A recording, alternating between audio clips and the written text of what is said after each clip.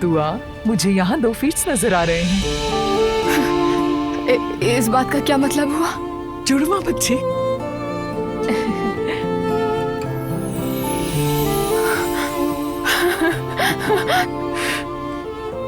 मैंने तो कभी सोचा भी नहीं था। यानी 2 बच्चे हैं, मतलब हमारे 2 बच्चे होने वाले हैं। जी हाँ। या अल्लाह, अरे मेरे बच्चे, बहुत मुबारक हो। अक्सर बच्चे इस तरह का सरप्राइज दे दिया करते हैं।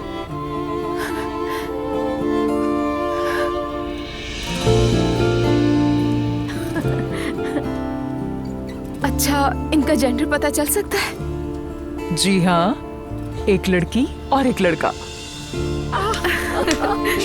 मुझे तो यकीन नहीं आ रहा।